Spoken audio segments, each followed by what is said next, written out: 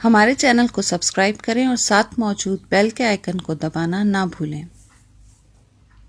بسم اللہ الرحمن الرحیم۔ السلام علیکم ویورز۔ جب سورہ تبت یدا نازل ہوئی اور ابو لہب اور اس کی بیوی ام جمیل کی اس صورت میں مذمت اتری تو ابو لہب کی بیوی ام جمیل غصے میں آپے سے باہر ہو گئی اور ایک بہت بڑا پتھر لے کر وہ حرم کعبہ میں گئی۔ اس وقت حضور اکرم صلی اللہ علیہ وآلہ وسلم نماز میں تلاوت قرآن فرما رہے تھے اور قریب ہی حضرت ابو بکر صدیق رضی اللہ تعالی عنہ بیٹھے ہوئے تھے۔ ام جمیل بڑبڑاتی ہوئی آئی اور حضور اقدس صلی اللہ علیہ وآلہ وسلم کے پاس سے گزرتی ہوئی حضرت ابو بکر صدیق رضی اللہ تعالی عنہ کے پاس آئی اور مارے غصے کے منہ میں جھاگ بھرتے ہوئے کہنے لگی کہ بتاؤ تمہارے رسول کہاں ہیں؟ مجھے معلوم ہوا ہے کہ انہوں نے میری اور میرے شوہر کی ہجو کی ہے۔ حضرت صدیق اکبر رضی اللہ تعالی عنہ نے فرمایا کہ میرے رسول شاعر نہیں ہیں کہ کسی کی ہجو کریں۔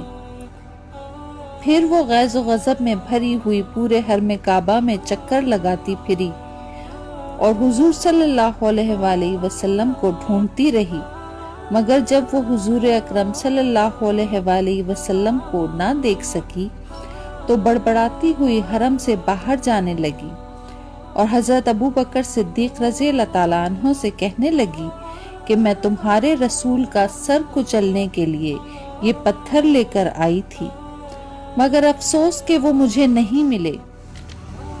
حضرت ابو بکر صدیق رضی اللہ تعالیٰ عنہ نے حضور اکرم صلی اللہ علیہ وآلہ وسلم سے اس واقعے کا ذکر کیا تو آپ نے فرمایا کہ میرے پاس سے وہ کئی بار گزری، مگر میرے اور اس کے درمیان ایک فرشتہ اس طرح حائل ہو گیا کہ آنکھیں پھاڑ پھاڑ کر دیکھنے کے باوجود وہ مجھے نہ دیکھ سکی۔ اس واقعے کے متعلق یہ آیت نازل ہوئی، اور اے محبوب جب آپ نے قرآن پڑھا تو ہم نے آپ اور ان میں جو آخرت پر ایمان نہیں لاتے ایک چھپا ہوا پردہ ڈال دیا تھا۔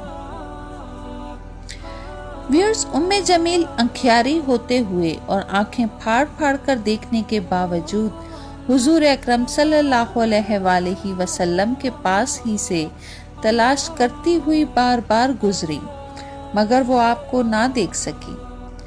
بلا شبہ یہ ایک عجیب بات ہے اور اس کو حضور اکرم صلی اللہ علیہ وآلہ وسلم کے معجزے کے سوا کچھ بھی نہیں کہا جا سکتا۔ ویورز، اگر آپ کو ہماری ویڈیو اچھی لگے تو ہمارے چینل کو سبسکرائب کریں اور ہمارے ویڈیو کو لائک اور شیئر کرنا نہ بھولیں۔ شکریہ۔